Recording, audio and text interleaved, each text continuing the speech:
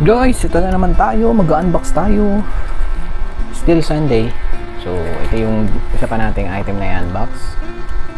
Kita naman doon sa description sa title sa taas kung ano to. Pangalawa ko na to. I mean, para sa akin. So, unbox na natin. Proceed tayo sa unboxing. So, ito na nga guys. Proceed na tayo sa unboxing. Hindi na ako nag-unbox sa lapag. Social. Meron tayong maliit na desk. And tara, saan na natin kung ano to. Pala, bali pangalawa ko na to. Nadiscoveran kasi ni girlfriend to by accident na may binili siyang fan kasi nung nagbakasyon kami ng December dun sa Mindoro. Gustuhan ng relatives niya yung fan namin. And parang nagkamali siya ng order o napaiba siya ng order. Ang nabili niya is ibang version ng fan. So maganda siya kasi sabi niya mas malakas, mas tumatagal yung battery, and yung level 1 niya is parang katumbas na ng level 3 sa unang version na nabili namin na fan. So ilinisin ko lang muna to. Pwede ba ito itulak na lang?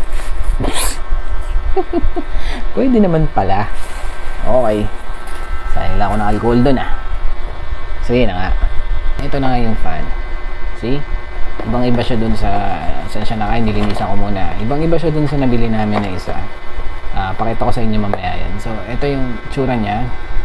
Sabi dun ay N15 2.5 watts 3.7 volts. 1860 tama ba? 18650 na battery. And then hindi sinabi kung ilang mAh. And yan yung dimensions, yan yung mga kulay. Ito yung ano niya, real time power ko, no? Tapos pwede mo na isabi sa leeg katulad ng isa. Intelligent 5th gear. O yan, baka hanggang 5 years. Long endurance yung battery. Wala naman talaga siyang brand. Ewan ko kung brand tong FAN na to, fan. So ayan, may nakalayo pa pala dito. Removable mask, display, base, any degrees, okay, input, output, input, nasa likod yung charging. Okay, so buksan na natin. Huwag ka na lumaban, sir. Dito na suko mo na bataan. Yes, I see you.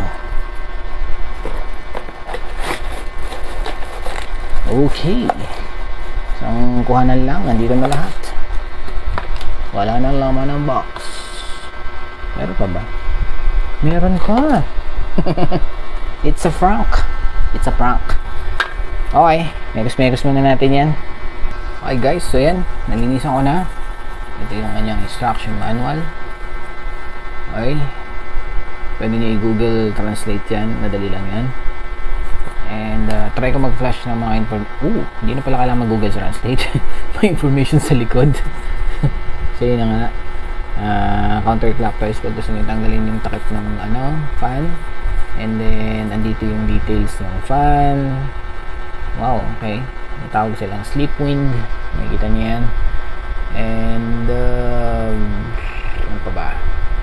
Second time, natural wind, refreshing wind. Fourth, cool wind, strong winds yung pangapag. So parang amihan winds. Okay, yung battery, may battery daw nakasama, nasa loob na. Ito yung pag-install ng pabango. Pakita ko sa inyo yung may pabango. Ano ba? May warranty card pa. So, moving on. Ito yung lanyard pag gusto nyo isabit sa leg nyo. See? Similar nung isa. And ito yung cable Type C to USB-A. Nilinisan ko na din yan, of course. Ito yung base, classic. Parang mas gusto ko yung base ng isang fan. Ito kasi parang kakaiba. Kahit ako sa inyo muna. Na-demo yan, makita ko yan. And then ito yung fan mismo. Makapal yung foam niya dito. And parang mahirap pindutin kasi malalim. Pero tingnan natin. Level 1. Mukha no? Malakas siya compared dun sa isa, nasa 48%. Mas malakas yung ikot niya sa level 1 compared dun sa level 1 ng isa. Level 2 Wait lang. Oo nga, malakas nga. Nice to ah. 3. Ooh, may gusta. Tapos 4. Ganda siya. Ito yung type C na saksakan nga pala. Likod. And may nakalagay pa dito sa baba. Ano ba to? Hindi ko alam po ano yan. Yung gusto nyo sabihin. So, hindi pa tayo sa 5. Oh, grabe. Lakas ah. Parang blower na to ah. Kaya niya mag kaya niyang pangayin to. Ayos to. Maganda. Balik tayo sa 1. Pag pinindot nyo yung pang-ano na best, mag-shutdown na siya. Oh my god, yun yung pinakagusto kong part. Kita nyo ba yan? So, gusto natin, level 1. Yung isa ko kasing fan, walang ganong function. Ito meron. So, pag pin-rest and hold nyo siya, imbis na mag-cycle kayo sa buong level 5 na function, ito may press and hold na instant mag-o-off. So, tingnan nyo ah. So, naka-level 1 yan. Punta tayo level 2 para sure niya. Level 2. And then, gusto niya na i-off. Press and hold. Oh my god. Di mo na kailangang mag-travel ng buong mundo para patayin siya. Okay. So, ganyan tsura niya pag naka-base. Talaga yan ang phone to sa likod. Alam ko eh. Kung gusto mo yung sandal. Nice. Di ba? Kompleto na yung setup ko. Pakita ko sa inyo yung isang fan. Meron ako. Binili ko noong December. Na ginagamit ko pa rin hanggang ngayon. Pag naliligo ako sa CR, nakabukas yung pintots, nakabukas yung fan. Hindi na ganun kainat. So, ito yun. Ito nyo naman, medyo madumi na. Experiencado na sa giyera to. So, ito yung sinasabi ko sa inyo kakaiba sa base. Mag-start tayo sa base. Ito yung base ng isa. See? Ito nyo naman, di ba? Ito yung sa old one, ito yung sa new one. Mas sexy, maliit. Ito naman, makapal, mataba, pero mas stable. Ang tanong, mag-fit ba siya? Okay, nag-fit siya. Ito, okay, hindi. Nahuhulog siya. Hindi, pwede naman siya, kaso kailangan madiin mo siyang iano sa loob para hindi mahulog. No? Hindi katulad nito isa, na isang salpakan lang, tapos ang usapan. Okay, so yun yung comparison ng ano. Tingnan nyo to ha, pag binuksan natin. Okay, buksan natin. H1. Pa H1 pang nalalaman eh. Pag pinrest hold nyo yan, wala mangyayari. See? Nag-jump lang sa 2. So gusto mo siyang patayin, isasagad mo siya ng pindutin ng 6 na beses para mamatay. So, try natin yung ginawa ko kanina. Ile-level 5 natin. Tingnan natin kung hindi pa rin. Nilipad din. Maayos ah. Tingnan natin kung ganun din ba yung magagawa ni bagong fan. Tingnan natin sa 5.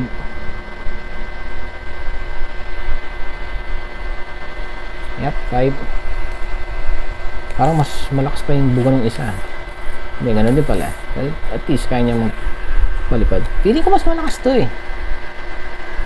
Iba yung dating niya eh. Pag ginamit siya in person, mas malakas to. Anyway, so balik tayo dito sa loob. Sabi dito, ikot ng counterclockwise. Ayun, nag-click na.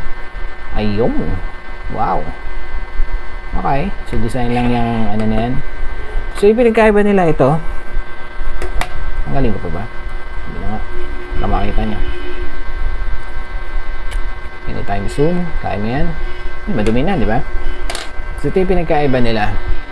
Itong unang generation na nabili namin is 3 blades. Ito 5.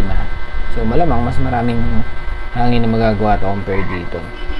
So, try ko lang pagpalitin yung cover kung pwede. Buwang eh. Yup, pwede. Pero huwag yung gawin. Siyempre, yung pinag-match, sila talaga yung nakatanda na. Nga pala ito, may lagayan din ng pabango doon.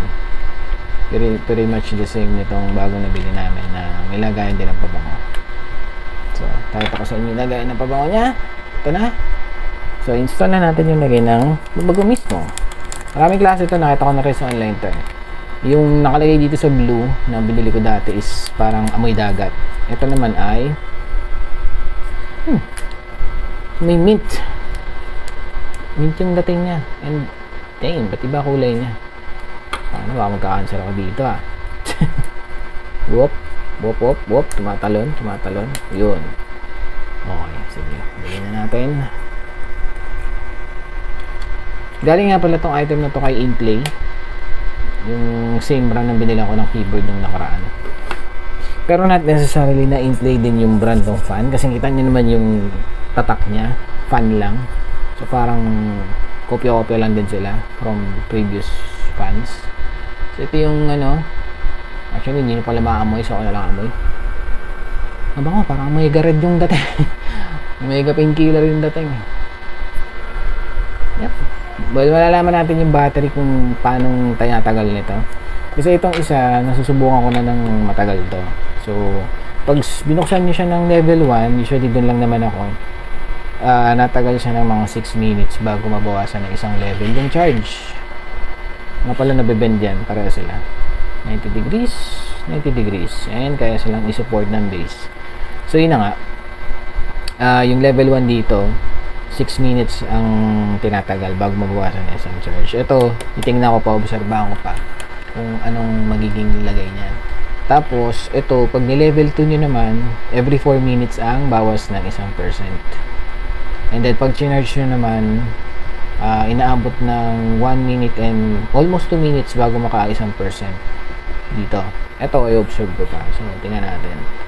Ang sabi kanina is 18650 na battery. Coincidentally, meron ako noon. Ito. Si Beston 1860 na hindi ko na nagamit dahil nasira yung fan na pinaglalagyan ko ng na to. And ito ay rechargeable. So, ito naman puro dumi na kasi hindi ko nga nagagamit. Anyway, so kung may figure out ko kung paano buksan yan, maybe pwede ko siyang refillan ng battery sa loob. But I doubt. Parang hindi pwedeng buksan to. Yeah, walang way, hindi naman din in-advise na buksan mo. Siguro pag naloko, pwede natin i-dismantle, palitan natin ng ibang 18650 na battery. So anyway, yun na nga. Move tayo sa main cam. So yun na nga guys, nasa recommendation na ako. Hindi ko pa marirecommend na maganda talaga siya.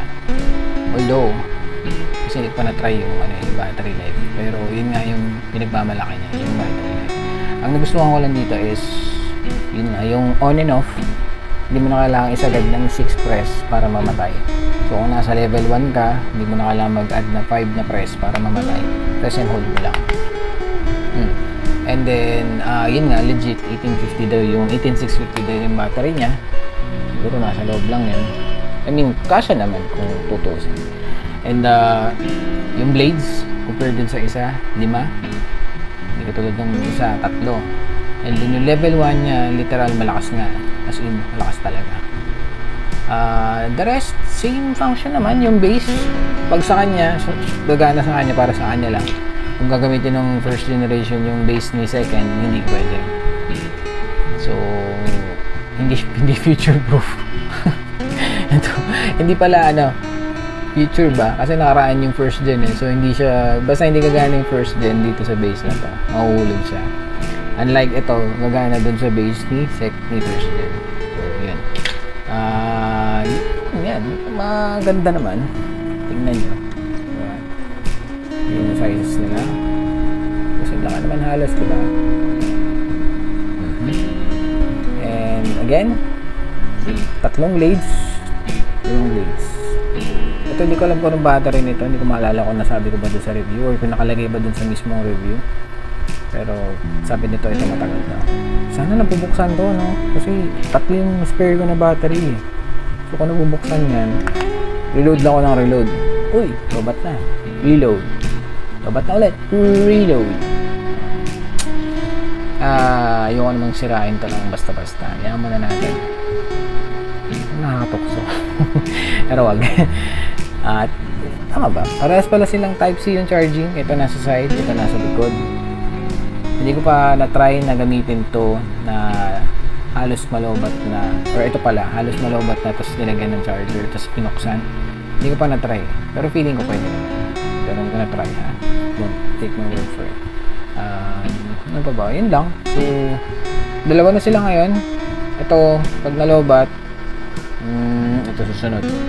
And then ito, hopefully, walang phantom charging. Kaya kasi sabing parang phantom charging. Kasi ito pala, bawa ginamit mo siya ng sagad. Walang tigil. From 100% dire-diretso. Minsan, pagdating ng 50, magugulat ka na lang, malingat ka. 10% na lang. Biglang mawawala yung 30%, hindi mo alam saan napunta. So, hopefully ito, hindi ganun. Kasi sabi ni, actually dalawang tao na yung alam kong gumagamit ito. Si Erica, nakasubscribe sa akin yun. Ka-work ko yun. Nagagamit ito sa anak niya. So, sabi niya magdamag daw bukas. Kinabukasan, meron pang remaining 12 to 20%. So, more than 8 hours yun para sa baby niya. Si girlfriend naman sa Mindoro, ginagamit niya to. Ganun din, bukas magdamag. Then kinabukasan, magigising siya, may power pa. Hindi katulad nito, pag binuksan mo, parang mga after 5 hours, makikita mo 50% and then, chuk! 1% na lang, 10% na lang sila. Dapat na. Ako parang may something dito eh. So hopefully ito, kaya niyang patunayan niya sarili niya. Gagawa namin ako ng review. Itingnan natin kung ano ba talagang maganda sa kanilang dalawa. So yun na nga, guys. Sana may nagustuhan kayo or may na-pick up kayo dito sa review na to. Kung balak nyo bumili niyan, ilalagay kayo link sa baba. Si Green. Kasi si Blue, ilalagay ko na lang yung link ng review. Nandun yung link ni seller sa review ni Blue. Si Green, nandito yung link ni Green. Magkaibang seller sila. Nakuha ko nga pala to is parang 154 less I think 15 pesos. And then lalagay ko nga pala yung page ni GF, ni girlfriend, para sa kanya kayo bumili. Parang may commission siya pag sa kanya kayo bumili. Magkano eh, parang 13 pesos yata per order. So ginaya na ng Shopee yung TikTok na pwede ka mag-affiliate. Help others, guys. Konting halaga, bilhin niyo sa kanya para meron din siyang parang konting commission. So yun, lalagay ko lahat ng link sa baba. And then sana nakatulong yung review. Again, hindi to sponsored. Ako talaga bumili niyan. Para malaman nyo din kung anong expect nyo pag binili niya ito. So sana nakatulong. Please like, share, and subscribe. Alam mo sa nilito yun dyan. So yun, hanggang sa muli. May dalawa pa or apat akong video yung isi-share. Coming soon. Bye-bye!